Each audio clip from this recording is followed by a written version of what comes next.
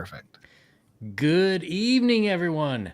Tonight, special guest, author, artist, marketing provocateur, Tyler.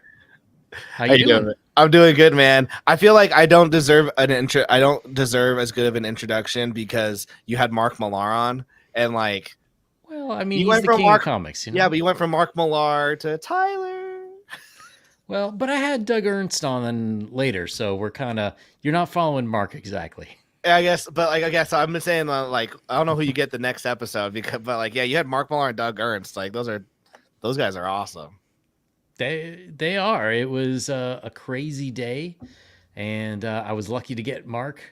It was slightly frustrating, but just in the sense that I only had 15 minutes, so like there were a bunch of things like I asked him and I wanted to follow up, but like I couldn't, or it would just be Uh like huh. one question for 15 minutes. For But sure. I actually will ask you one of those questions later. But Oh, all right. I'll do it in his voice. Yeah. Don't you think can with you get the comics? bathrobe? I'll get the bathrobe. Yeah. No, you know what was really funny though? He was on Eric Canetti's show, Ink Pulp, Love and that. I noticed he was wearing this like brown checkered shirt, and I was like, "Holy crap! I have that shirt!" And I That's was like, I was debating, should I wear that shirt? And then I was like, that'd be a little weird. he'd be like, we have the same shirt. I have that He one back probably in my would. closet. Yeah. He was such a nice guy too. Got to talk to him for a couple minutes before the show. Uh-huh. Super I'm sweet. sure. Hopefully he'll Yeah. be back. He's hitting everything. Um, well, I guess you know what? Why don't we start there? Let's Um, do it. do you think that sort of the industry might be coming around a little bit? So I'm kind of surprised that Mark wanted to come, or well, he agreed to come on the show. Let's put it that way. And he's been doing a lot of other smaller shows. Do you think like at least some people who are in the mainstream are like, hey, we really could be hitting all of this free marketing opportunity more? Or do you Yeah, think is he just sort of an outlier? I think he is. I do think he's an outlier, but I think he is one of those people that can lead by example. One of the things that like I would like this like how I got into comics was I've just told the story a couple times. One night I was 19 when I bought my first comic. So Oh, like that was only like 11 years ago, 12 years ago. And I was trying to download porn and on my laptop, and then a pop-up came up, and it was like Joker's face has been ripped off. He's gonna attack the city. Will Batman be able to save him? And I was like, whoa! And I always loved Batman as an IP. Like loved the movies. I had a mhm. Batman blanket growing up. I still have it. My wife won't let me sleep with it anymore. It smells. Um, and I was like, that's really cool. That's better. That sounds cooler than what I'm about to do. So like I clicked on the ad, and there's a couple things to like with the story to like. One, they had a pop-up ad. So like one, like just the fact that they had a pop-up ad come up on a website. That's marketing. They had a really nice website, clicked on it, found the issue, went onto YouTube. They had this white dude and this like Mexican girl. They had like the DC news, and every week they were posting new videos and interviews. And as a new reader, it was so because like they just started the New 52 as a marketing initiative. And I know a lot of people like old time fans weren't a big fan of it, but like that got me into comics. And it was like, oh, I saw like someone who does marketing full time. I saw a pop up. I went to a website. I then was given free content to just like to dive into. Went to a comic book store, bought a bunch of comics, and like now we're here 11 years later with me like still buying comics every single week. And so, but then something changed and they just stopped. They don't have that DC channel anymore. Those two people aren't like making videos and interviewing creators constantly. I'm not getting pop-ups for various videos or like new stories that are happening. And in my mind, I'm like, what happened? Where's the marketing department? And then okay, so and like a lot of that's like paid marketing and like and so it's like, okay, if you're not going to do that, what are your creators doing? How come your creators aren't building out their own social media platforms? How come you're not telling your creators, hey, you should start your own YouTube channel, you should start interviewing, you guys should start vlogging, you guys should start vlogging, making content to promote your own books, because you have a like you there is a you should, as a creator, market your own stuff to your own fans. And people weren't doing that. And like, as I worked for a book publisher for 5 years, we told all of our authors, like, listen, I only will your book is only in like my mind for 3 months, and after that I've got another book I've got to market. I've got to market 10 new books every month, let alone the other books that came before it and are coming after it. And so, like, if people are like, oh, hey, it's been like a year, how come you're not marketing my book? It's like, bitch, your book died. I don't care about your book. I've moved on to 30 other books. After this, if you want those forever sales, you've got to do it. Not me as the publisher. And so for someone like Mark Millar, like, one, he has kind of the benefit of, he is a writer. So he has I don't care what, get offended, but like, he has more time than an artist. He can write a script, and then he's got a lot more time. So, and then two, he has the ability that he's been in the industry for a long time. He has a ton of insight, so much insight. He's connected to basically everyone. There's not one person he can't message and go, do you want to come on a podcast? They're not going to say no. So, but I think more creators need to do that. And I am seeing some, like, I know Stephanie Phillips is on TikTok, and her TikTok suck.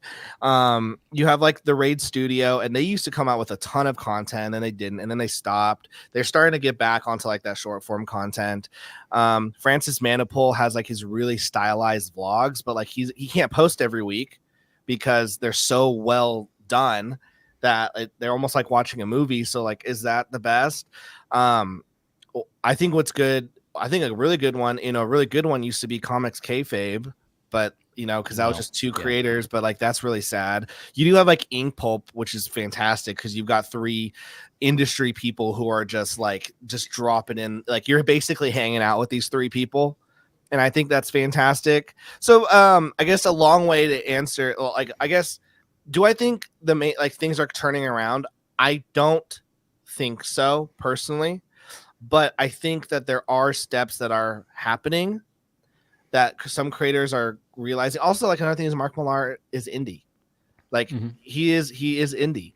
So like, I'm not seeing DC and Marvel do any of this stuff. I'm not seeing I'm not seeing Scott Snyder go on TikTok saying, hey, you guys should go check out Batman All In or DC All In. So I'm seeing it mostly in the indie comic book creators who are like, the sales are going to be generated by me. So that's what I'm seeing. So depends on your definition of the industry. I don't see the publishers or the big companies doing anything differently. I don't see the creators that are working for them do anything differently, but I am seeing the mainstream indie creators starting to do stuff. And obviously, if you're at the bottom level indie creator, like I am, if you're not doing YouTube, TikTok, and content creation, then you're not doing any marketing at that point. So no one knows your stuff at that point. So one of the things that I really wish I had a chance to follow up with him on, I asked him, I can't remember exactly what I asked him, but he was talking about the biggest problem in the industry is the health of Marvel is the health of the industry, which I think is very much true in the past. I just don't know how true that's going to be going on forward. I think Marvel and DC will be more or less irrelevant. I don't know that irrelevant is kind of the right word, but I don't see anything pushing them forward other than, reprints and old IPs. And the occasional, like, if Jim Lee would come back for an X-Men issue, of course that would sell like gangbusters, right? who does this sell to, though? Yeah, because to fans. Me, and that's kind of the problem for me. There's 3 main problems in the industry and a sub problem. One is the pricing is way off. 2 is visibility.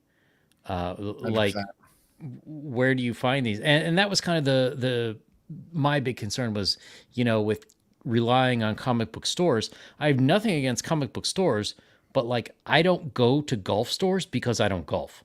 If you don't have people like bumping into comics somewhere, why would they go to a store dedicated to Yeah. something that they're not interested in? And then the third is the quality. The big two at least are turning out like crap consistently. And Well, you might have a fleeting moment of something good here and there, but yeah, I think I actually do think that the big two actually do have some really good books right now. The problem yeah, is we don't know about them. Like I'm sure sure. there's probably a run right now that is just so freaking awesome. No one's talking about it because they don't have any marketing. Like all it took was literally a sentence in this ad to get me to literally change my entire life. Batman, the Joker has his face ripped off and is attacking Gotham. Can Batman stop him? Like that was a cool enough premise to me that was like I should go into I should drive to a store I've never been to in a part of town I don't want to go to that's completely out of the way to buy a product that I've never experienced. And yet I have no idea what's going on right now. Like I really don't know what's going on right now. I follow all of these accounts though. Where is like how am I not being told what any of this stuff is? Like why am I not put on an email list? Why am I not getting messages from my comic book store? Like, how come my comic book store doesn't have marketing going on, letting me know, hey, we wish that you came back. Like, hey, it's been 60 days since you bought. Like, there's just a lack of marketing in the industry, and I don't know. Like, I see Twitter ads for every new chapter that happens in Shonen Jump, the app. Mm-hmm. There's Twitter ads. They have Facebook ads. Where are like this? Where's the marketing for the big two? There is none. And you're right that there's like no one knows. And I agree as well with the accessibility. Like sometimes people go, oh well, you just got to get them in the comic book store. It's like, oh yeah, just get them in the comic book store. Get them to get in their car if they have a car to go to a location that they've never been to, and they have no reason to. Like they have to experience this media before they decide they want to go buy something. And there's just I'll say this, there's a lot of old people think in the industry that I think is holding the industry back. And I think once those people get out of those positions of power or die off, then I think you put in the right people in this business, and then that's when things start going well. That could take 10, 20 years. Who knows? But and one final thing, sorry. I don't, and I agree with what you thinking about the big two. I don't see them as irrelevant. I just don't see them as they're not at the forefront anymore. Yeah. Like they were the big three or they were the big two. Now they just are another company that, oh yeah, they publish Batman. Cool beans. Cool beans. That's an interesting thing you say, that it's a lot of old think. And one of the reasons it's interesting to me is because I've been reading Superman, the 1938s, the originals. And I've sort of come to a conclusion about the industry that in some sense, you have to go back to the old think. Because if you look at what comics were when they started, you had a glut of very cheap newsprint, which made it economical to print these books, which sold for 10 cents a piece. So even in the 30s, during the Depression, you could have the majority of kids could probably get around 10 cents, right? But it's like if you and I were going to we're going to the corner store or a newsstand or something, like I would buy one, you would buy one, and then we'd swap. Yeah. So they were very cheap and disposable forms of entertainment. There wasn't this collector's mindset for probably a good 30 years. Mm-hmm. So for me, I agree. I think we need to go back to that. I agree with you, but you're giving me specifics, but you're missing the theory. So what I mean by that is the specific is that they were accessible. They were cheap and accessible. That's what the theory is. And then the specifics was that they were 10 cents and that they were in a newsstand where everyone was. Yeah. So in the modern day though, in the modern day, what that is accessible, is it's on your phone. So Yep. it's digital, and then like affordable at this point in our modern day, it's free. And so Yep. you have to, I mean, Sketchestar Rex says it, Shonen Jump app gives you 3 chapters as previews to hook new readers. And by the way, those 3 chapters are the latest, most current chapters of every series. And you will forever, you could never pay for the app. And if you are caught up on the series, you will always get that next chapter free. You will always get the next chapter free. But for me, for example, I read my favorite series, The Promised Neverland. They only had the last 2 chapters because the series was done. So I'm like, okay, I read a synopsis online and I was like, I'm hooked. I want this. How do I get this? How do I even know if I want to do this? Shonen Jump app is $2 a month. I go, okay, worst case scenario, I read a couple chapters, I don't like it. I spent $2. That's the accessibility and aspect. I download it, spend 2 hours. I unlock the entire library of comics now that they have for $2. I then binge read that thing in a month, that whole series, all 20 volumes. And it only cost me $2. So now a lot of people go, well, how do the freaking creators make money? I'll tell you how the creators make money. I watched the anime. I own 3 of the statues. I then spent $250 on the physical box set. I have a t-shirt. I have a necklace. I have stickers. I am now talking about it right now. And so it's like, but that's how you do it. You offer something for free or something cheap, and that's how something gets in.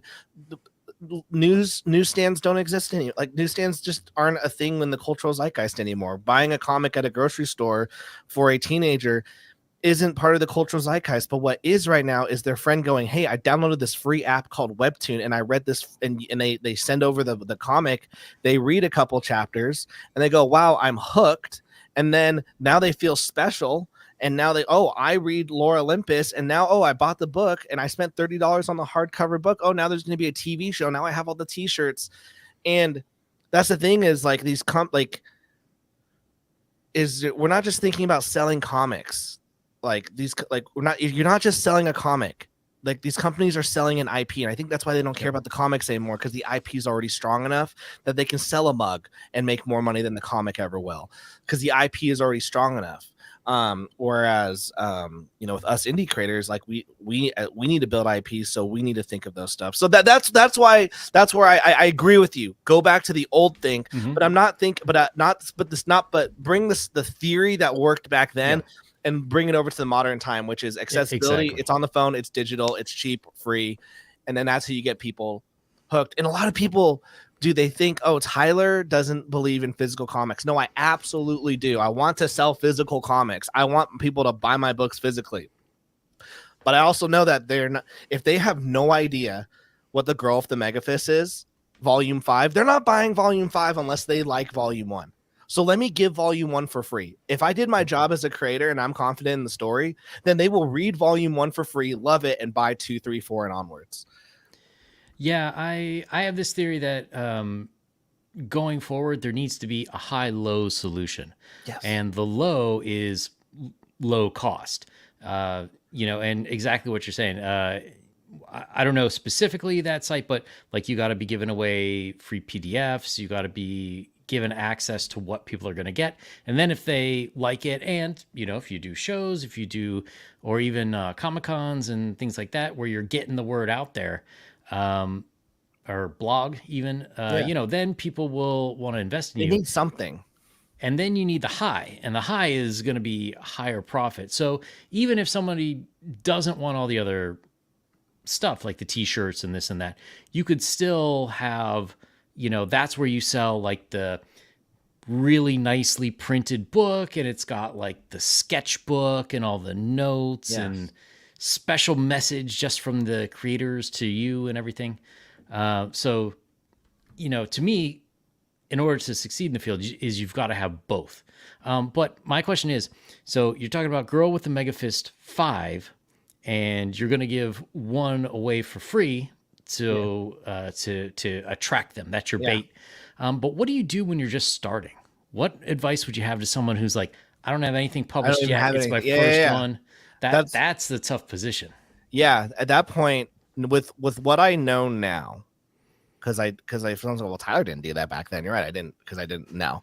What I know now is if I was a writer artist, I would I would make a bunch of I would make I it, this what sucks is if you tell an artist to do this, they go ding, I can do it. You tell a writer to do this method, they're gonna go great, I gotta spend how much money and Yeah. give it away for free.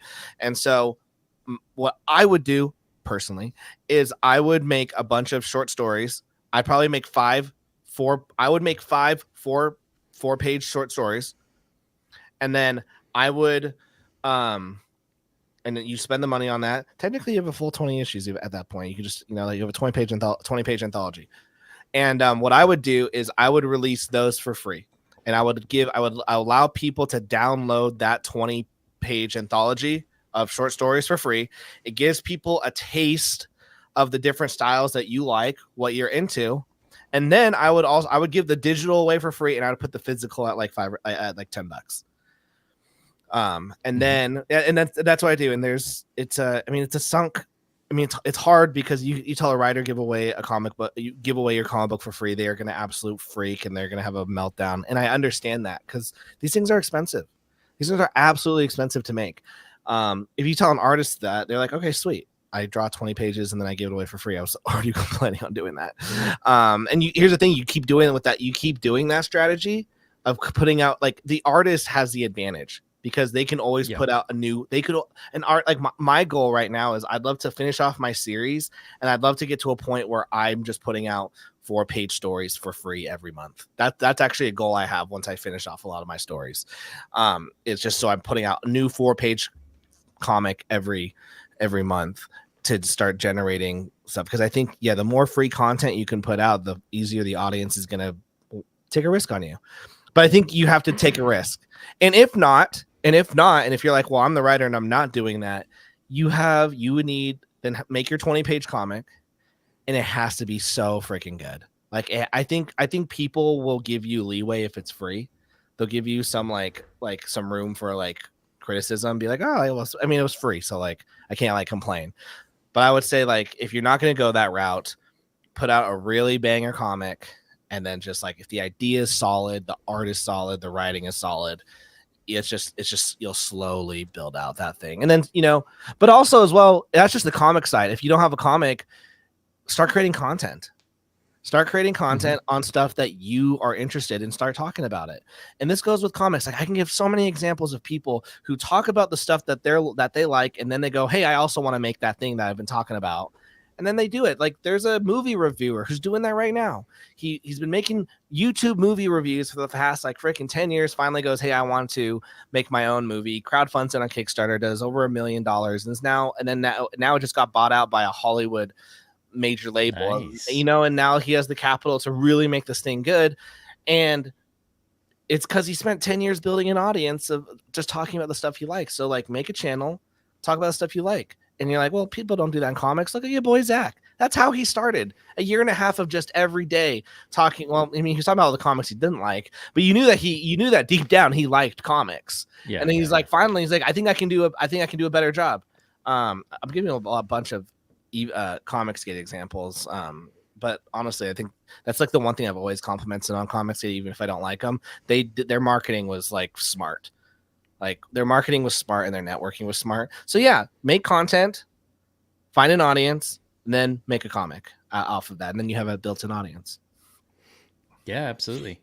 And I think, once you get out there and you start building content too, even if you're not making the actual product yet, you'll start to get in contact with more people who are also like in that orbit, so to speak. Yes. And it's good because then you can riff off each other and you're like, oh, well, that guy did this, then, well, I could do that. Yeah.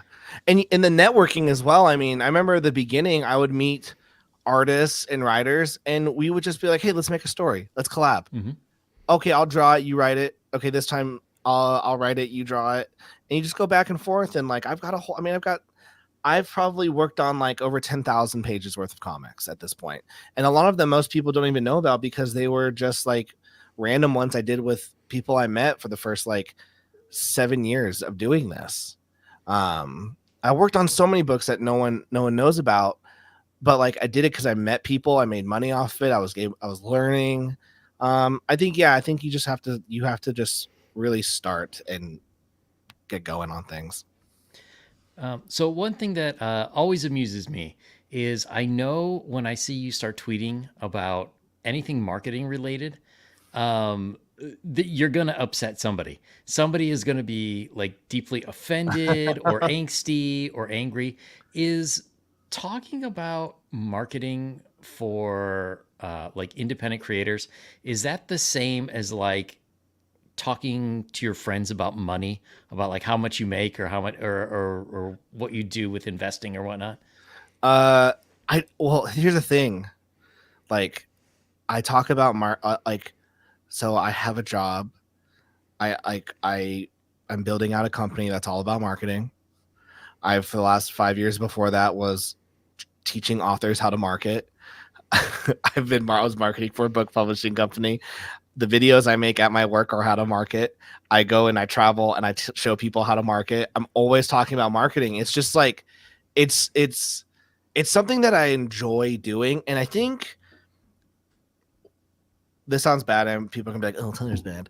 So like growing up, my favorite thing to do, not my favorite thing to do, but I do get enjoyment out of it. And I will say, and I admit it, I do enjoy causing contention. I'm that person. The family dinner is like, hey, Sally is gay, and then just walk off and just like let them fight. Like I'm that person who's just like, where's your husband? You guys are fighting. That's crazy that you guys don't love each other. Walk off and let everyone fight. Like I enjoy then watching that.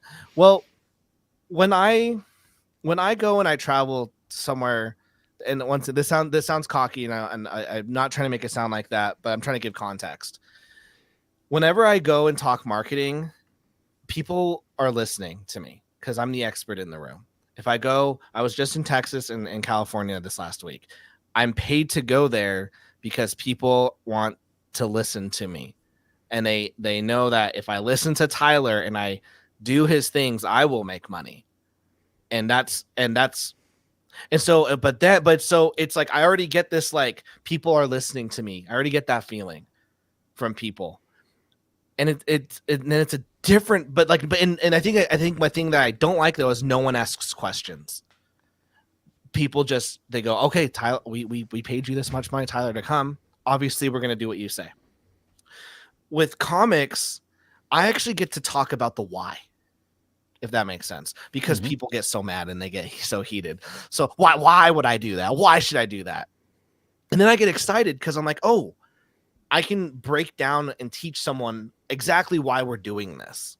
And that's exciting because if that person might, if it might click with them, that they can realize, oh, I can do it with myself. Because I go talk to these people that that hire me, and stuff, and they just say yes because they don't want to learn, they don't want to apply this. My job is to make that. They hired me to make them money. Go do. We don't care what you do, but as indie creators, we can't hire marketing people, and so Yeah. we have to do it ourselves. So if someone goes, "That's stupid. Why would I do that?" I get excited because I'm like, oh, I can finally tell you the reasons why you should do it, and maybe it'll click in your mind. You go, oh, that makes a lot of sense now. And then the next question might be, how do I do that then? And then it's like, oh, that's exciting because now you're going to take the next steps. And a lot of people think, oh, Tyler likes to talk about marketing because he's a fucking dick. And it's like, no, I genuinely get happiness seeing other creators apply different marketing things and learn about them, because I know it one helps them with their comics and makes them smarter, but then also, like, no offense to like a lot of comic book creators I've met, like a lot of them don't have really good jobs or skill or any skill sets. No offense, guys. No offense. Like I've met a lot of people. I'm like, what do you do for a job? Like, what? You work at a gas station, which is cool. Like someone needs to work at a gas station. But like, I learned marketing. I didn't go to school for marketing. I went to school for writing and journalism. I learned marketing because I was like, I need to learn how to sell these comics. And because I learned it on my own, I now am running companies that are doing marketing. I didn't go to school for it. So it's Mm-hmm. like, man, maybe this person learns marketing from themselves and then can go get a better job. and better their life and their situation. And if they make more money, then maybe they can put more money aside to make their comics. So like, to me, I'm just like, this is exciting. But at the same time, like, so that it excites me, but then it sucks because sometimes people just don't want to listen. Some people just don't want to listen. Some people just want to fight. And I tell myself, like, every month, like, don't do a marketing post. Don't care about these people. Don't. But like, I don't know. I genuinely do want people to succeed. And I don't know. Sometimes I'm just okay with getting a rock thrown in my face. That, I don't know. Maybe I should. I don't know. Maybe I should stop. I don't know. What do you think? Should I just stop? No. No. Well, there's so anything that draws attention, I think, to your projects is a good thing. So if people are like, well, who's this marketing guy? What does he know about comics? And then they see some of your titles, potentially you have a sale. Or even if they don't see something they want to buy then, they'll probably check back and look later, which is, there's like if you're selling comics, you want to go on a channel that talks about comics a lot, right? But like, let's say you're doing a sci-fi comic, you'd also want to go on these other shows that talk about sci-fi, because those people are potentially interested.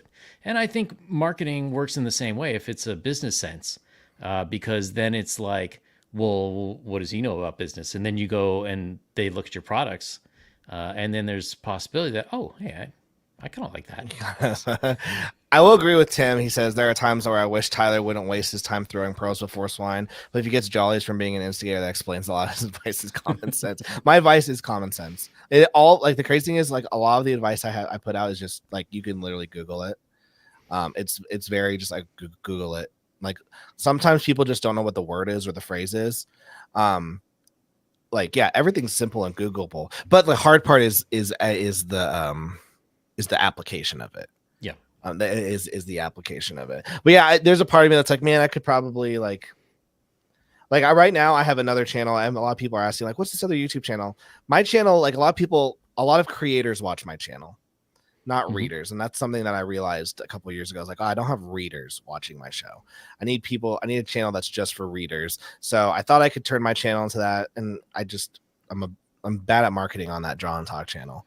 So I created a new channel last year, and it's just for readers. And I don't tell anyone what it is. But I just talk about the books I like. I like to talk about the books I'm reading. I do all that marketing ish on that. And, yeah, there's days where I'm like, man, do I even want to freaking do this marketing post? And should I just talk about all the degenerate manga that I read? Like, is that what people want to know? That I spent 3 hours of my day reading a 40 chapter manga about this guy who was like, I think I want to get pegged. And in the last chapter, he finally gets pegged and he loves it. Like, is that what I want to tell people that I'm reading? So what's the title? I should have known, by the way, where this was heading. It was called "Is It Wrong to Get Done by a Girl?"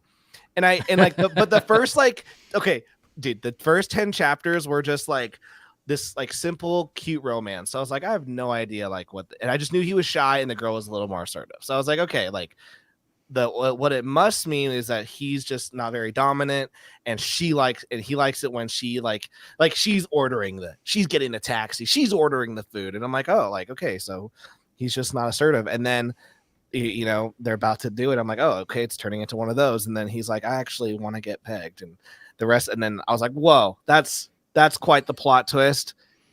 There's 30 more chapters. Let's see how this goes. And this was from Japan, right? Yes. So when you say that is very much sort of in the cultural zeitgeist, not pegging necessarily, but the dominant women girl being more assertive and everything. Do you think that's part of comics' problem here in the West right now?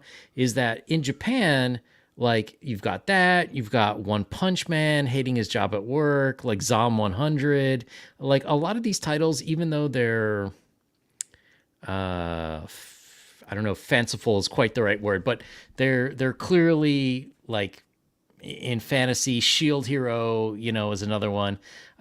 But they're still sort of connected to the audience. They're still talking about Stuff that they, issues yeah. that they care about that's going on over in Japan. Do you think that that's part of the problem here? Is like some of the stuff that they are trying to talk to isn't really such a big problem overall, and they're like not hitting really what people are feeling. Yeah, I mean, I think I look at like the rise of like webtoons and manga right now, and I think like you have like I think a big problem with comics right now is you're getting I'm getting bored with the events. Like Mm-hmm. it's almost I'm like, I get it. It's another end of the world situation. Like everything just is epic all the time. Everything is epic all the time. Whereas the last Batman story I enjoyed was a Joker manga about him trying to take care of baby Bruce. And it's like one to help that I was also a dad at the like I still am a dad, but like I was had a baby at the time and I'm like I got the humor. It related to me. I'm like this is kind of funny. Like and if you think about it, all of these like Naruto, like even like the big ones Naruto, One Piece, they you know they while they do have like epic stories, there are slice of life moments. They're like where things Mm-hmm. slow down and you can really get in with the characters. I'm like, when was the last time like you just saw Batman just chilling? Like there was just they just wanted to chill for a bit. Like I don't like Tom King, but I will say like the reason why people like that Superman and Batman date comic was it was different. They played baseball, they went on a date, and it was fun. It was a nice change of pace. And you know, and then it went back to that. But I also think a big problem with it is not just the stories, but I think if there was a series, I don't have to think about this. I know it's a problem. You have the Wayne Family Adventures, which is on Webtoons, and it's just about like it's about the sidekicks, and it's just like a slice of life, and they're just having fun, and like oh, like we're heroes. The older readers of mainstream comics think that book is gay. They think it's stupid. They're not buying it, Mm-hmm. and so I think another problem is and it's not a problem that they like it, but it's just going to be like a it's difficult is that the old readers who are the ones who are buying all the comics right now, Yeah. the old readers of comics, like they want a certain type of content. So like even if you try to change it, they're going to be pissed. So they're not going to buy it. And they go, okay, go back to the big event, go back to the big event. And that goes back to the problem we were talking about is we don't have a younger audience to go, well, we actually do Yeah. like that. So we are going to buy it. Because at that point, if the younger audience were to like come in droves, then the companies could go, well, sorry, old fans, like 90% of the readers do want this. So it like this sucks. But that's not happening right now. The younger readers aren't doing that. The best Superman comic isn't even by Americans. Superman Meshi, a manga where Superman and Batman travel to Japan and pig out on Japanese food. It's outrageously Oh, funny, yet I thoroughly. haven't seen that one yet. That one's a fun one. Yeah, that one's a fun one. It's like you know, there's just fun ideas. I think it's another thing is Yeah. like some people go, "Oh, Tyler, you read trash." You know, like yeah, I do read trash, but it's kind of in my mind, it's like kind of fun to like. I just read Sure. one called My Girlfriend's Friend, and the premise is this girl going to this guy who's dating her friend, and she's like, "My what I enjoy is getting my friends' boyfriends to cheat on her with me. That's the Ooh. high." And he's like, "Well, I'm extremely loyal." She goes, "We'll see about that." And I'm like, and like, so like every chapter, she is trying to get him to cheat on his girlfriend. And they're just putting in all these different situations. And you're kind of like, man, at what point is he going to give up? And yeah, it's a little degenerate, but it's like, man, like it's got this fun premise of like, is he going to do this? So it's fun. Whereas like, you know, if I'm reading this new Batman one, Batman Absolute Power, yeah, the art's fantastic. The book is entertaining, but like it's still a very serious tone. And it's also another event that is it really going to mean anything? Is it going to mean anything? Like it probably isn't. Maybe I'd have a lot more fun reading a Green Arrow comic where he's just like training his friends and they're all trying to figure out. I don't know. Yeah, I mean, I do think that's another aspect of the business that's a problem is that, you know, when we were kids, there were absolutely books aimed at 5-year-olds, 6-year-olds. There were Disney, Archie, you know, all these things. The problem is there's a reason there's a whole range of cars for sale, but like everybody wants to sell the Mercedes and nobody wants to sell a Kia. Yeah, The problem is, we're already probably two generations of kids in not reading who comics. who don't read comics, and once us Xers die out, that's going to be a real problem because who is left? You have other problems with just like cultural legacy. Like comics were really the stories that replaced like the Greek Yeah, gods and all those things. Well, now we're getting replaced by Japanese gods, and the question is, do we want that? And while I don't have a problem with manga, I loved living in but Japan. I the love American values of aren't being yeah, placed in there. and to me that's one of the problem. Like some of these companies, they're gonna have to take it on the chin and make comics for younger kids as a loss leader, just to get it so they've got that habit, to where when they're older and they are working and they got some money, they want to keep buying comics. I agree, but like at that point, like they're just not. Once again, you don't have the right people running these Yeah. companies who are thinking like that. Um, you know, Jim Lee, fantastic artist. He's a horrible publisher. What's it? Yeah. He's a horrible businessman. What's he doing? He's not really a businessman though. He's just there for the looks, right? Correct. DC just wants to say they have Jim Lee. Correct. And I think I agree with you. Like, how come? I still think it's crazy that there are pirating apps that are better than the DC app and the Marvel app. Like, how is that possible that it's easier to find a specific comic on a pirating site than it is on your own app? And I think you're right. Like they should like there's no reason why DC and Marvel shouldn't have an affordable app, not 10-15 bucks or $7. That's why I'm so invested in global comics, because right Yeah. now, like the interface is sexy, it's fantastic, but also they I subscribe to it. You can read an image book on there, an image title on there, a Boom title, a Dynamite, a Vault, a Mad Cave, and an Antarctic Press. They have mainstream books on there from mainstream publishers. I honestly think you get Marvel and DC on that app, and like it's game over.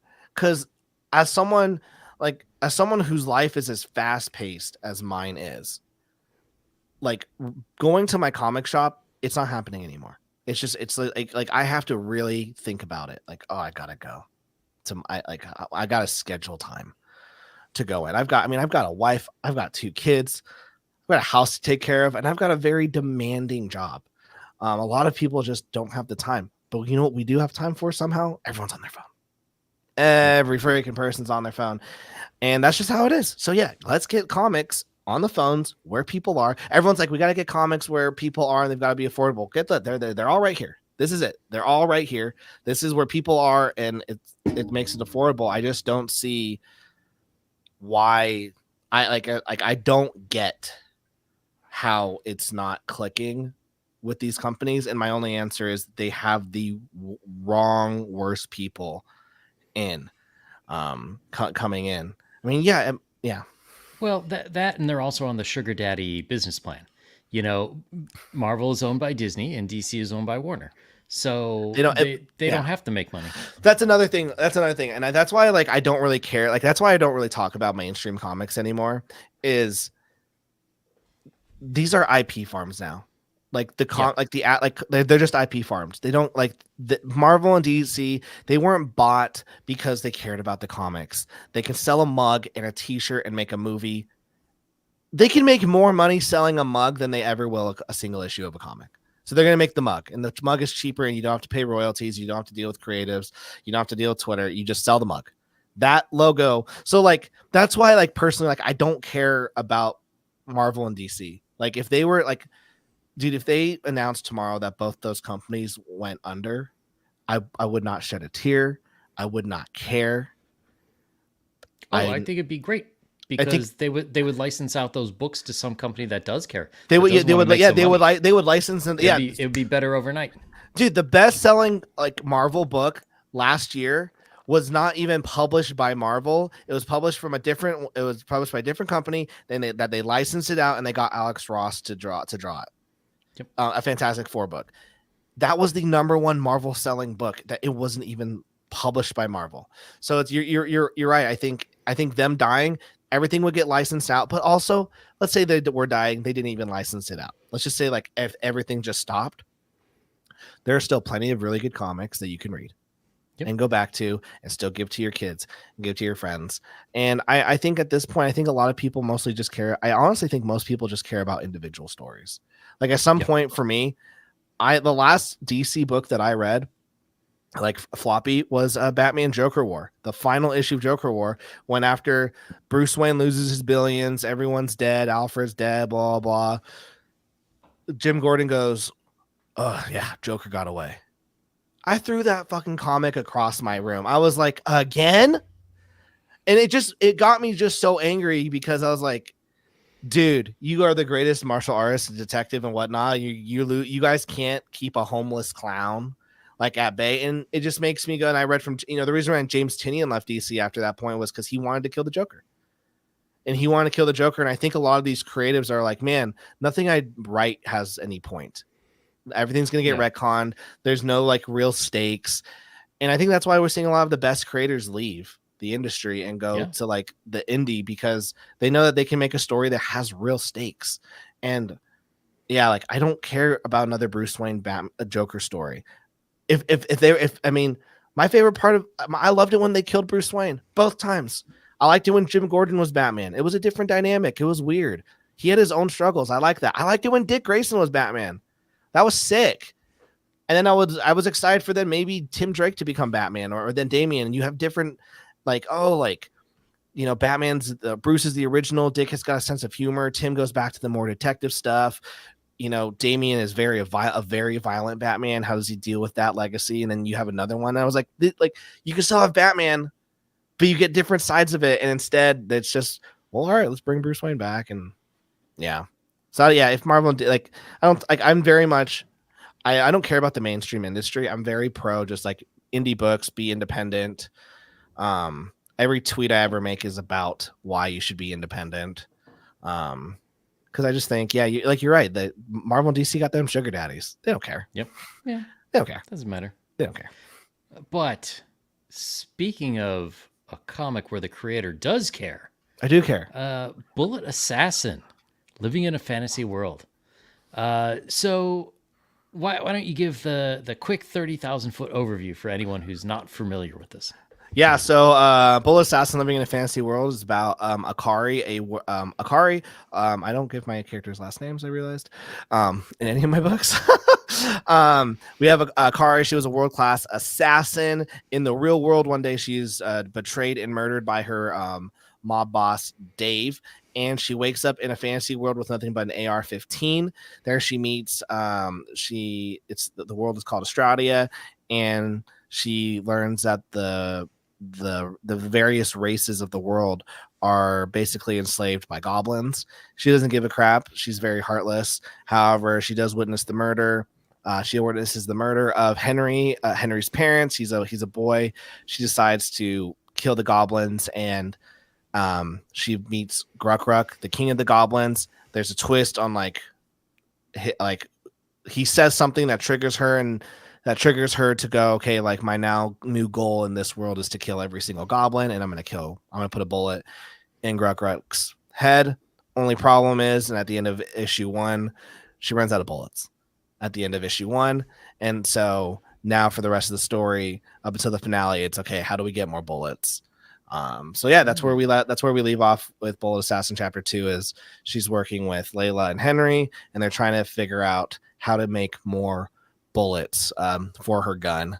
And so it's going to take her on various adventures to find magical creatures, different races, and whatnot across the land, so they can get the necessary supplies in order for her to make bullets and then wage war on the goblins. So it seems like right now, isekai stories are popular. So isekai is like otherworld stories where someone comes from our world and goes into another world. What does it take to make a good otherworld story? I think okay, I think it's not hard. I will say like if you look at mine, mine's kind of lazy. But I think you just have to have a fun concept. Like mine could be a lot more fun. My story is very personal because I did get fired from my boss, whose name was Dave, after 20 days, and I was like, man, I freaking want to kill him, but I'll have this girl do it instead.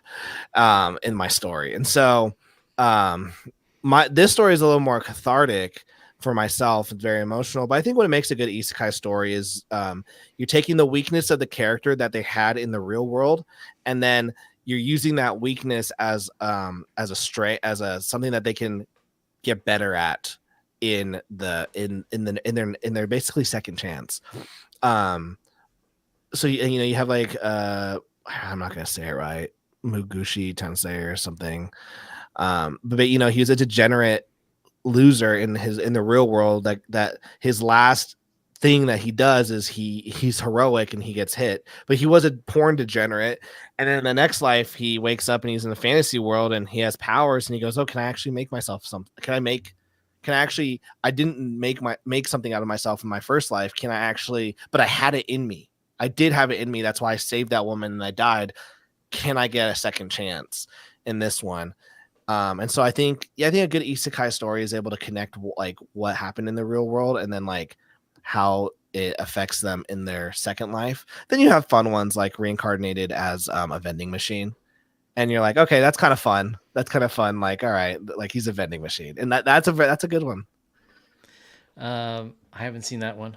I did see a Korean show where the woman gets reincarnated as a piece of popcorn chicken, but That's good. I'll tell you, like, I thought the vending machine one would be stupid. I'm like, there's no way they can make this interesting. False. False. I was like, oh my, like there's the vending machine has like a power system, like he has to sell this many to keep his health, and he can, I was like, whoa, okay, like this is getting intense, this is fun. do you think that there's a reason why we see so many of these kind of stories right now? Is it just like a fashion, or is there something deeper that people are do you think people are There's just looking for a there's second just a ton chance? of them. There's just no, I think there's just a ton of them. Like in manga and anime, there is just a shit ton of isekai stories, and typically they're considered like low effort stories. They're considered Hmm. like bottom of the barrel. Like, oh, it like literally, oh, it's just an isekai, it's crap. But people still watch it because there's some element of like, this is crap, but I'm gonna watch it because it's kind of entertaining. So that's kind of where it is. And so like most, like there are some like isekai where people go, whoa, like that was good, like Mugushi Tensei, or I'm saying that wrong. But then you just have like ones that are just fun. There's not really a deep level. It's just like, this is kind of crap, but I enjoy it. And you know, that's Guilty what pleasure kind of thing. guilty pleasure stuff. Exactly. You know, and it also like it's so I was reading like, and they all have and also like they all have like the funnest titles. I was reincarnated into someone's bra. I was I woke up and became the level 500 thing, and I maxed out and became a gardener, and like someone frick man, I hate that the new like with Facebook you always have to log in and out sometimes. Like someone sent me this one the other day. They're like, this is something that you would probably read. And I was like, yeah, but I'm gonna buy it right now. There we go. It's to save the world. Can you wake up the morning after with a demi-human? And you know, it's just a dude. He has to just have sex with some human to save the world, and it's his other life. And it's like, yeah, that sounds extremely stupid. Like, bye now. Um, so yeah, I think isekai. I think they're just fun. Like right now I've been making a lot of comics that are just I've just been having fun. Like Super Plumber Sisters, it's just it's a fun one. My Sexy Witch Academia, like that one does have like kind of like a serious story, but it's fun. I'm working on like I think we were talking before we went live that, you know, Growth the Megafist is very late, and so as a way to apologize, because I'm about to finish it this week and then fulfill it, my way of apologizing is I'm giving everyone who backed it, either physically or digitally, a physical or digital version of a 20-page one shot called "My Cute Coworker Wants to Kill Me and Then Marry Me." And it's just like a fun, like everyone's like, "Oh, what's it about?" I'm like, literally, it's about a cute coworker and she's trying to kill her coworker, and but she also wants to marry him. Like, it's stupid, it's silly, and that's the kind of stuff that I'm enjoying right now. I've always enjoyed that kind of stuff. And I think, okay, now, you know, I've been listening to my peers who are like, you got to take this shit seriously. And I'm like, you know what? I don't think I am. I don't think I'm going to take these comics seriously. Girl with the Big Fist, very serious comic. Like Bullet Assassin, serious comic. My Sexy Witch Academia, it kind of is a serious comic when you like get all the layers out. So let me do some fun ones that are just stupid. They're just stupid. You know, that's interesting to me because getting back to, you know, sort of problems with the industry again. One thing that has always befuddled me is if you go back to the 50s through the 70s, there were a ton of different genres, and there were all sorts of books that were out there. And I think one of the ways that manga got to rise to the top so quickly wasn't just that, you know, American publishers started making crap. It's that the only genre that was left was capes and cowls. So that Yes. left everybody who liked anything else out there. So to me, it makes a lot of sense that, you know, you start to pick up an audience with books like this. And do you see, like, going forward, that more Western creators will? I mean, we've already seen them sort of branching out a little bit as indies get more acceptable. We see a lot more horror. We see a little bit more sci-fi. Do you think that we're gonna have just a whole plethora, a cornucopia of new genres that we haven't seen come out of the West, or do you think that Well, we have with to leave it to the Japanese? well, no, I think we're starting to see a lot more like indies take more Japanese influence. I mean, look at Common America. Look Hmm. how big that is. Look how freaking Yeah. awesome what they're doing is. They're very heavily influenced by what the Japanese are doing. Um, frick. Look at Charlie Stickney. You know, his American Yakuza book has like 50 words in the name. You know, and that's very it's an American comic, but it's very heavily influenced by some Japanese stuff. Um, I think we're gonna see it, but at the same time, I don't think I still think in the West, I think it's just very hard to find. Hmm. Like look at like a lot like still people want superhero books still. People want super fighting action books. There's still in the West, I don't think there's, at least in the comic book community, there isn't a desire for other types. Like look at crime noir. Mm. Like Yeah. crime is like the biggest genre on TV and in books, but no one's making them in comics, mainstream comics. They, Yeah. you know, except Ed Brubaker and Sean Phillips and then Jacob Phillips, whatever, you know, right. But like there's not a ton of crime comics. How come? Yeah. You know? You and that's the weird thing to me is you have all the people who say they want more women readers. Like, well, they're the ones who consume all the true crime stuff. They love true crime. Give them drama. Like not Yep. just action, give them drama. Um let's go to the sports genre. If Tim Lim is still watching this, Tim Lim was like, "Yo, dude, you have to go read Blue Lock, which is a soccer manga." Tim isn't into sports, but he didn't, let alone soccer. But he's like destroying this soccer anime, because he's like, this thing is the shit. Okay, and then here's the thing. So my brothers, none of them are into comics or manga. Um, my brother Andrew gets into Attack on Titan. He shows my other brother Attack on Titan. They go, okay, this is kind of cool. They don't really watch any other manga. They show my brother Isaac, who's an athlete, and he's like, yeah, that's stupid. Like Attack on Titan's stupid, and Naruto stupid, and Jujutsu Kaisen is kind of cool, but it's stupid. And we're like, okay. He comes over to my house. He sees me watching the first episode of Blue Lock, because Tim Lim told me to watch it. He goes, well, what's this? And I go, it's called Blue Lock. It's a soccer anime. And he goes, okay, because he loves soccer. He's an athlete. Hooked.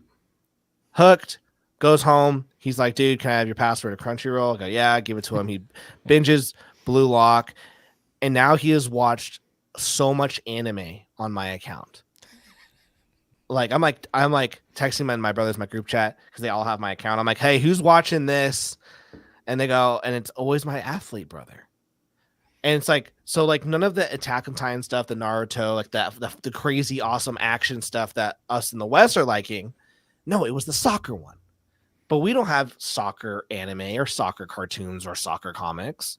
No, he was able to relate. And now you have someone who's a jock, who's this athlete, like protein sales bro, now watching anime. So it's like these genres, we're missing out on people who want this stuff. That's why a lot of people get mad about this. The reason why sexy books like do well on Kickstarter is you can't get these sexy books at your comic book shop. You can't get these. Like, and I'm not even talking about mine, because the biggest complaint I get from people is that I don't have sex in my interiors. I'm like, there's no nudity or sex in my interiors, guys. So relax. But like the Pat, like you can't find a book that Pat Shan does in the comic book store. He does very sex erotic books. Mm-hmm. No, like people, you're not going to find that comic book store, but people are coming to him in droves. He's an indie creator who's making millions a year because he's catering to a group of people who aren't being fed in the LCS. Yeah, which is weird because I distinctly remember in the 80s, comic book shops had that curtained off back room, just like video stores did for the porno section. I remember those days. I don't know why they left, but one of these days I was going to do a video essay on those kind of books from the 80s. But when I get some free time, I have some floating around the old long box here. But yeah, but they're not being catered to. Like, yeah, there is a subset of people who just aren't being catered to, and that's why they're either going to indies or they're going to manga or they're going to webtoons and stuff. I think people are hungry for different stories. And also, this isn't just a comics problem. This is a Western problem. This is an American. I did a video essay on it called that's like the problem with American fiction. It's a fiction problem. We as Americans are losing our ability to create fiction stories. My parents, bro. I was in Texas last week and I go on their Netflix. I'm like, who is watching? My dad is a country dude. He likes shooting and action. Mm. Who is watching these Korean dramas? My parents are watching all these Korean dramas. People are like, one of the biggest shows last year was Squid Game. Yeah. And then all of us Americans go, oh, let's make our own version of Squid Game. They'll call it Squid Game, but it's American. It's like or you have like the movie The Guilty with Jake Gyllenhaal and say, oh, that was a good movie. No, it's actually just an adaptation of a popular French movie. We in America are having a problem with creating good fiction stories. And it goes back to what you said, where like comic books were like the Greek mythological stories. Like, we are losing our ability to write good stories. So like, while I do agree there's an accessibility problem, there's a distribution problem, there's a platform problem, there's also a storytelling problem. And I think I think within the last 5 or 10 years, you've allowed the no offense, but like, so now some people shouldn't be writing stories. Like, it is a skill. And there's some people who just, like, no offense to my wife. I love my wife deeply. She can't write a story. She can't tell a story. Like, if we were talking, I'd be like, yo, how was your day? Oh, I would tell you, like, I could make it 5 hours. I'll give you all the subplots. My wife would be like, it was good. My day was good. We have, no one is making good stories, and we're losing it. And I think some people in Hollywood are realizing that. You have Glenn Powell, who was in Top Gun Maverick. He was in the movie with Sydney Sweeney, and he finally he said, I'm moving out of LA because I'm realizing that it's a bubble, and I'm going to go make fun movies for the rest of America. And they came out with Twisters, and Twisters was supposed to do very little money. That was, they projected it's going to do, we're going to be like, we're going to break even. We'll be happy. It's killing it in the blockbuster right now. Why? Yep. Because it's a fun movie. And when the director was told, put global warming shit in this, he went, no, we're just making a fun movie. When they said, hey, let's go film this in like the Hollywood studio areas, he goes, no, I'm gonna go film this in a town in middle of America to showcase what it really is like with real people, to get real people invested in it. And I think, yeah, for the last 10, 20 years with the age of the internet, we've lost people. We think America is California and New York. And it's like we've ignored everyone, celebrities, Hollywood, our own politicians have ignored what 90% of America really is, which is like working day people who just want to escape. And we've lost the ability to tell stories that just make you escape and laugh. And yeah. It's amusing. I used to live in Los Angeles, and a friend of mine's wife is an actress. You may have seen her in certain McDonald's or Cricket mobile commercials, but she's ethnically Korean, and she's talking about, like every time she goes for an audition, she's up against a ton of blondes. And really, the reason that is because there are certain casting directors, they like blondes, and therefore that's like blondes are sexy, and like there's no variety for anyone else.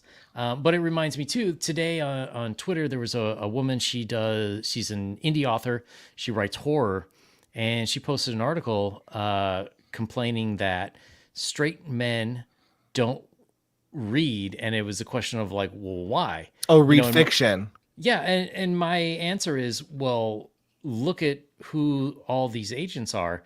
They're middle-aged white women who buy the stuff that they like. They're not buying stuff that I like. No. I read old pulps and sci-fi, up to the early 80s. Yeah. After that, I'm not so interested. Well, you see like you see a bunch of the guys who were growing up with that kind of stuff, and they've just stopped because they've realized there's not a place for them anymore. They're not invited to those spaces anymore. Yep. Like it's toxic to be a hero almost. It's toxic to save the damsel in distress. And so when they have, I saw that same article, how come they're not reading fiction anymore? Well, fiction used to be the thing I daydream about. Like I heard this once. They said, if you're going to write an action movie or a superhero, you need to have at least had this one daydream, one thought of you are on an airplane and you think, if a terrorist attack, what would happen? What would I do? And you save the plane. And if you've never even had an ounce of that daydream, you're not prepared to make a hero story. Like, and I was like, hey babe, I was like, my wife, I got, hey, right. I was like, hey, we're on an airplane. And I'm like, hey, like, have you ever thought about what would happen if a terrorist were on this plane? She goes, oh my gosh, why would you ever think about that? Like, that's horrible. And I went, enough said. Because I'm sitting there, I'm like, yeah, what would I do? Like, even if I could never do that. When I was in South Africa and there was a hostage situation at a grocery store, and I was like 100 feet away from it. And we're just watching, and we're like, there's a police, and they're like, get out of it, give them all back, and they're like, put the gun down, and there's all these crowds of people watching, and my friend and I are like, man, like if I was in there, fucking kick their ass, and I'd use this move on them. We're just messing around, and we're just talking stupid hero shit. When the guns went off, we like froze and went like almost pissed our pants. But like like if you don't have that ability to write hero stuff, you shouldn't write hero stuff. And I think what a lot of men are going is, oh my gosh, like there's no really heroic stories, or I'm the bad guy, like the thing that I'm going to get ostracized. And so but men are reading, though, they're not reading fiction. What they're reading is nonfiction now. They're reading self-improvement books. They're reading business books. Why? Because they've been told they're pieces of shit for the last 10 years. So they're like, okay, fine, I'm a piece of shit. I guess I need to self-improve, and I need to get a business to self-improve. So that's what they're going to now. And then then at that point they'll go, oh, they're red pilled. They're going to all these talks. It's like, no, it's like, we're just trying to find, you tell me I'm bad, so I'm trying to fix myself. But now that I'm trying to fix myself, I'm a bad again. But then if I go back to the fiction area, you go, why are you such a feminine man? You're gay. so I'm not going to date you. Go back to being a man. You go, okay, go back to the self-improvement. And it's just nothing is good Yeah. enough for men in this day and age. So that's why, like, I think that's another problem with comic books, with fiction, is just fiction. Like, yes, like women want a certain type of fiction.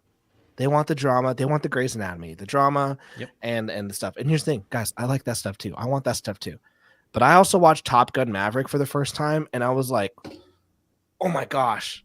I was like, I almost wanted to clap on my plane. Because I was like, yeah, like Tom Cruise. Like fighter jets. Because I was like, this is cool. This is a hero story. Yeah, there's just we have a problem in this country with fiction stories. Or I have a problem with that in the West, actually. Unfortunately. Eloise had a question. Update status on Megafist. Yes. I think I said it earlier, but I'm on the last 10 pages, drawing the last 10 pages this week, and then we'll get it lettered, and then we will apologize. But everyone, Eloise, is getting a free comic, physical and digital. If you backed only digital, you're only getting a digital. But if you backed physical, you're getting a free physical book. Yeah. I'm also doing double shipment, double fulfillment on that, because if you had an add-on on that book, I'm going to ship that before, because it's going to take like 2 months to print these books. So I'm going to ship out all the add-ons first. That way, when the books come, I know that everyone is getting that book, and I can do it all in one batch, and it'll be really quick. So, just like to point out a few things here. You have already reached 10 times over your pledge goal. So anyone who does back Bullet Assassin in whatever form will for sure get the book. 100%. It's already finished. Oh, it's like 80% finished. Like, we got the line art, now it just needs the gray tones and the lettering. So it's basically 70% to 80% finished. Ah, excellent. And so what else do you have coming up in the near future? Well, that's a great question. Like, I was looking at my calendar this week, and I'm like, great. Like, I'm traveling every 2 weeks for the rest of the year. So I'm just been trying to figure out, okay, like, I'm like, really just, I got to get all these comics finished, because at least these series finished. Like, I'm considering rewriting My Sexy Witch Academia to end it a little sooner than what I anticipated. Breaks my heart, but breaks my heart, but I just don't know if I can keep up with everything. So after Bullet Assassin is done, we're gonna fulfill, like, Super Plumber Sisters 2 is at the printer. My Sexy Witch Academia 2 is getting lettered right now, and then it'll go to the printer next week. We're gray toning this book right now. I'm finishing up Girl with the Mega Fist. So I'm working at 4 books at the same time, basically. And then I just got Super Plumbers 3, half of the artwork last week. Nice. And then once Tommy is done drawing the cute coworker book, he's gonna go to Sexy Witch 3. So yeah, we're just constantly, like, we've always got a comic book being made right now. And I'm just trying right now. It's like, okay, can I get these projects just finished, tied off, so then I can just really what I want is, I just want to focus on the Girl with the Mega Fist. And then if I do bring on another series, I can now, like, I think what I'll do is I'll go, hey, all my series going forward are only going to be 3 chapters. So 120 pages in total. And so, yeah, 3 chapters, 120 pages. And so I'm thinking I'll just pay for it up front, all 3 chapters. And then when it's time to kickstart it, I'll just kickstart them as trades. Well, I don't know. You make a lot more money if you do the floppy, but then I have to fulfill it. 3 or 4 times, 3 times for the floppy, and then it takes a while. It takes basically what I would have already completed. It's gonna take me like a year to put out. So I'm like, do I do trade and just like, here it is, boom. Here's like do I treat it more like an event? Like, here's this new book. You read the first 20 pages for free, and then if you like it, go back it. Sounds like you need to wait a couple years for your kids to get a little older, and you can use them for free labor. Oh yeah, 100%. 100%. That's true. Yeah. So I'm just trying to. That's my thing. But who knows? who knows? Those are future. I'm just rambling. Right now, it's just those are the 4 books I'm working on right now: Growth of Megafist, My Sexy Witch Academia, Super Plumber Sisters, and Bold Assassin. And then once those are done, who knows? I've got some other ideas that I've written. It's just, do I have time to do them with the new business and stuff? Nice. So, and you are still doing Draw and Talk? Yeah, we're still doing Draw and Talk. Yeah. I'm gonna go live tomorrow. Yeah, so we're still doing Draw and Talk. Another thing, I know you're probably trying to wrap this up, my bad. Is one thing that comic book creators don't like hearing is that you should try to be efficient. I brought up using AI today on my Twitter, and yes, I wanted to ask you about that too. yeah, ask me. But someone literally just messaged, said, "Go fuck yourself." I'm like, okay. But right now I've been trying to think, like, how do I do just as much, if not more, with the basically half of my month gone now at this point. And so I've been going, okay, like, if I'm going to do how do I like, I haven't done a lot of Draw and Talk this year. It's really bad. So I've done probably like 3 live shows this entire year. I used to go every Monday. I used to do 3 or 4 sometimes a week. So it's like, how do I do more? And so it's being intentional with, okay, on this show, I'm going to talk about these topics and I'll cut them up and then do thumbnails ready, have everything really prepared for the show. Can I utilize AI with like marketing and business and productivity? And I don't think, like, a lot of comic creators, they don't like that. They don't like hearing that stuff. They don't like hearing about being efficient. They just go, we're making comics. I'm like, yeah, you're making comics. I'm talking about the business of making comics. Yeah, I mean, I understand sort of the allergy to just the term AI, but I think that it depends on the product you're trying to make. I mean, we have to realize that Marvel and DC are just going to make complete AI comics, starting in soon. At some point. At some point. But I mean, there's a lot you could do with AI, like automate. Even if you just had tasks, like if you just had a photo, like a folder of images that you've made, AI can schedule that and post it to, Yes. Twitter and Instagram and stuff. And the thing that I don't get is, like, most stuff you do already is AI. Yeah, they don't like doing this stuff anyways. So, like, why do you want to do it? Just let the AI post that stuff for you. A lot of people, a lot of creatives, because they're semi-retarded, is that they hear AI and they immediately think of art, stolen, steal from art, bad generative AI, and I'm like, that probably go fuck yourself. Like, what a great response. Like, you're a great human being for saying that. I like, go kill yourself. I think they don't see what AI is, and like, they probably are already using AI when when your predictive text, that's AI saying, hey, I think you're going to say this word. I think this is the word you're going for. That's AI.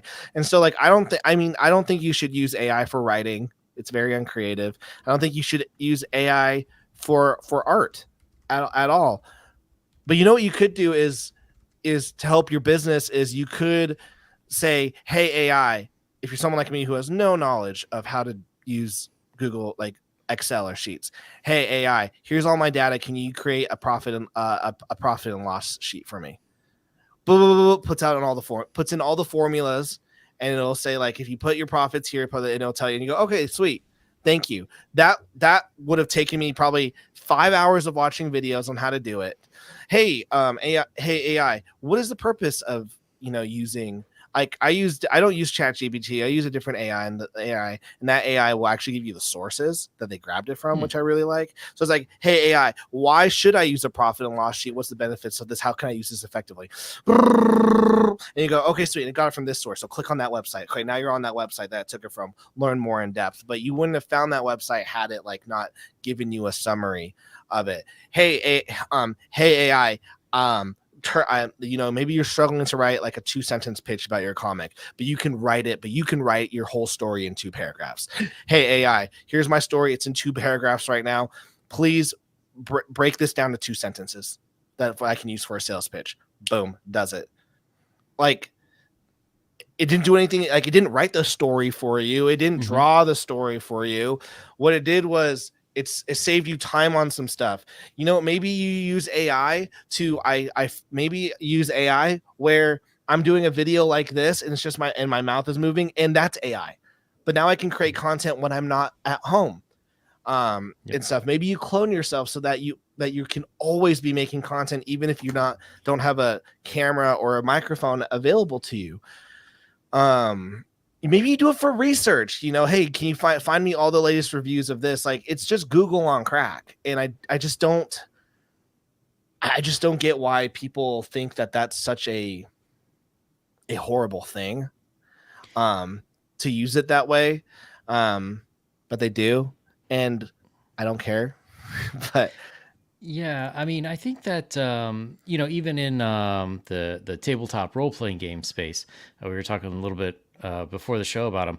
So if I have an area that I've created, like a small town, usually you would have what they call like a wandering monster list. Like if you go around, like what would you find?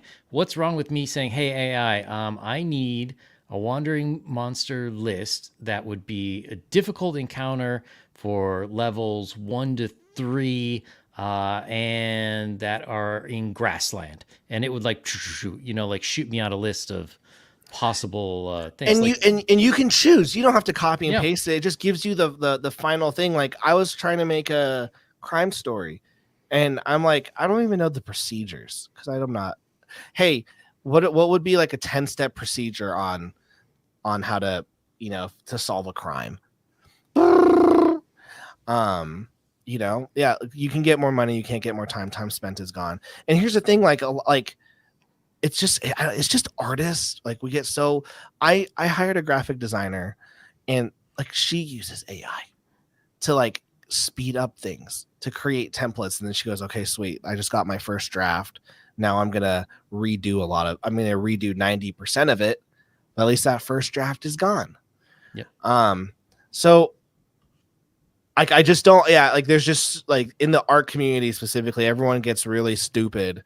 They just get so like mad about it, and they get violently angry about it, when in all reality it's just a tool that you can use. Oh, there we go. I can be a good tool, but the misuse cannot be gauged by a normal person, so people fear it. I will say, yeah, AI thing is very interesting to me. I've actually checked out some AI metal music, not bad, created some cool riffs. I enjoy learning about it. Like, and I think, like, another thing that I hate about arts and art communities and the comic book community is everyone is just so stuck in the past, and we just hang on. So like, especially in the West, we're the last to innovate. Now, I'm not saying that this is innovation, but what I'm saying is AI is here. You can't rewind. Like, should we have had a discussion of do we need AI in society? We probably should have had that discussion, but we didn't. So now it's here. So now figure out how to use it, because AI isn't going to steal your job. Someone who is using AI is going to steal your job.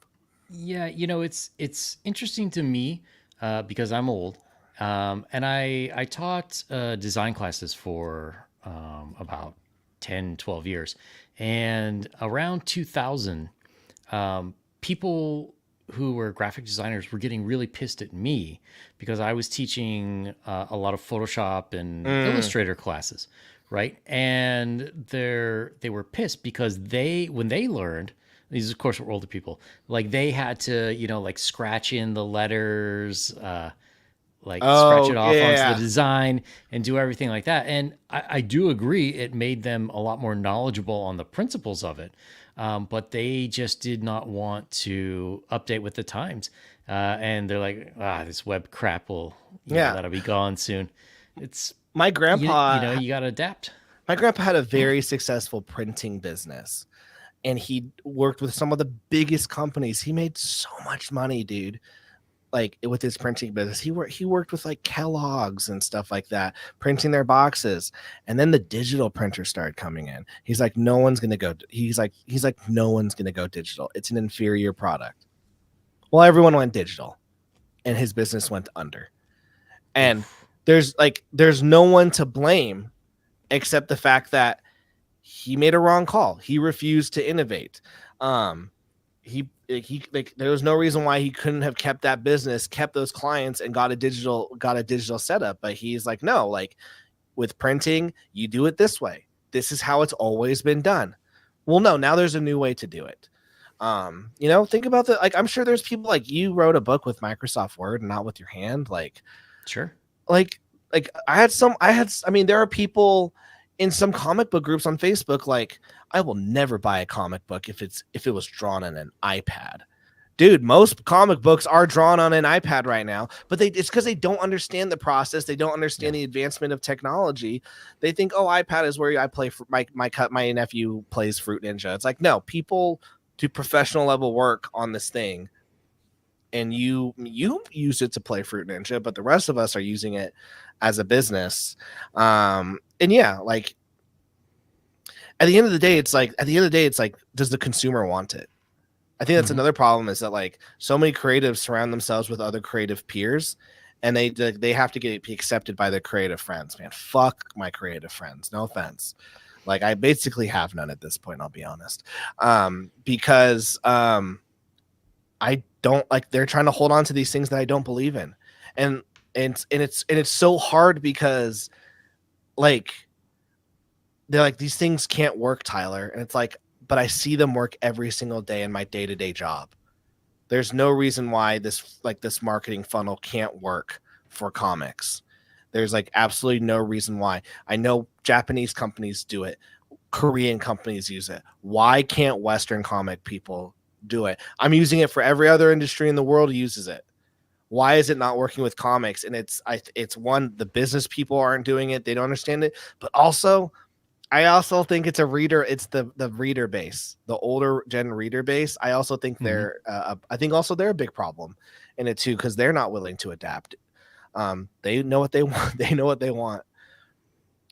iPad is a drawing tablet. They're like the iPad is a drawing tablet. It's like one of the nicer ones, actually. Dude, it is. It is actually a very nice drawing tablet. I mean, I've got a Huey on right here. That's a Huey on 22, and I've got my iPad right here. I use both. But like an iPad is a drawing tablet. It's a very nice one. It's one of the best, actually. Yeah, I mean the interface is real sensitive. I haven't figured out how to use it as well as like a pencil and paper and ink, but I'll draw maps for things like while I'm watching TV. And do you have the paper like screen protector? I do. I need to get a new one because I've scratched the crap out of it. Me too. Like, but like, I think that like I had my iPad for 2 years and I never freaking used it because I was like, I hate the glossy, and it was so smooth. The moment I put that paper, the moment I put that paper like thing on that, I was like, it's over. I'm making all my comics on this. And no, Mrs. H, I freaking love you. I love you. Fuck everyone else. I love you, Mrs. H. Could AI make a cool anime show? I'm sure people are working on that now. Dude, what I foresee in the future is there's going to be an AI Netflix, and I can choose. I can prompt what show I want. Yep. I want a show that does this. I see it in video games probably. I want a video the game that does this. Make this video game for me. It programs the video game for me, and I get to play it. But here's the thing, and I don't think, and like I always use this example, humans will always win. Like humans will always win. Like, but you just have to be better. It just means that you have to be better. Look at Christopher Nolan. That guy uses practical effects. He's still regarded as like one of the best. He makes the best movies now. Look at Tom Cruise. He does all of his stuff. Nothing like, I guess what I'm saying is who cares if it's AI? Is it good? And I think humans will always make something that is better than what like. Look at Marvel. We are now overly saturated with Marvel TV shows and Star Wars shows that it's not special anymore. They're all regurgitated crap, and those are made by humans. Imagine all of the regurgitated crap they'd make if it was AI. It would all suck. But then when something good comes out, they'd be like, yo, this is good. Go see it. Yeah, I think eventually where the line is going to come down is fraud, right? Like if if I want to pay $2,000 for a little old man living in the Italian Alps to make me a fancy pair of leather shoes, I can do that and that's fine. But if I find out those shoes actually came from a sweatshop in China, I'm going to be pissed. For sure. And, that should be illegal. And I think that's where the line is going to come down eventually. And, like no AI is going to be like the organic vegetables of the art world. Yeah. No, I know. I think when AI gets when AI gets better and then accepted by the consumer, I think what's going to happen is, you think comics are saturated right now?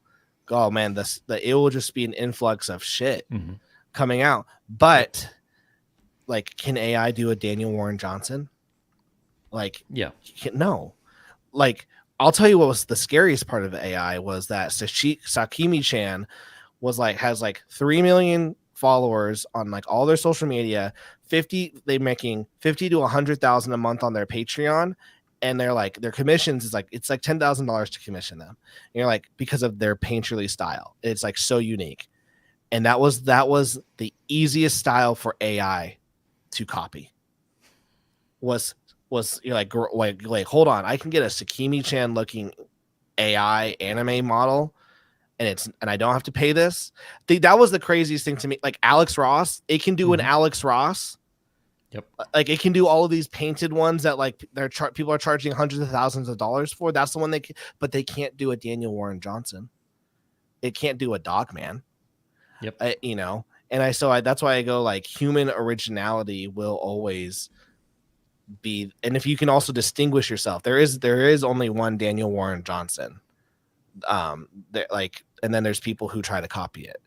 And so I think like human originality will always win. And it just means that like, okay, great, I have a generic style. So people are going to think that, so it's, okay, if I have a generic style, how do I make it ungeneric? And then that's how people stand out. Like Todd McFarlane, he was told, draw Spider-Man like this, draw Spider-Man like everyone else was. And he went, no, I'm going to do it my own way. And that's how he became Todd McFarlane. Yeah. Yeah. I mean, that's sort of the answer in everything, is you always have to find a way to distinguish yourself. Yeah. And also, like, if your story can't be an AI garbage, like, maybe your story wasn't that good. Yeah. Yeah. But maybe. But I know you have a lot of mega fists to draw. No, dude, let's just keep talking so I don't have to draw. Don't put me to work, man. But for everyone, Bullet Assassin Living in a Fantasy World, you can get issues 1 and 2 in this campaign. There's a link down in the description on YouTube. If you're watching on X, go check it out on YouTube. Please.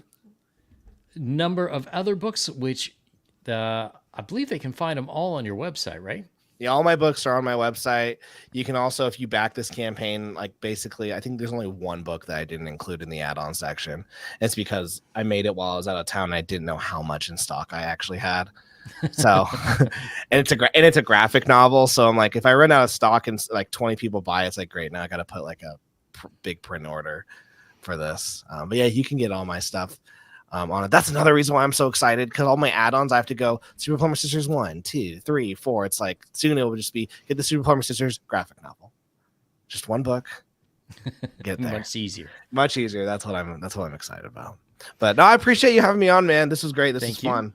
I appreciate it. Yeah. So go check out Tyler's Twitter, and his YouTube channel are down there. And hey, if you're not subscribed to this channel, why not? You fool.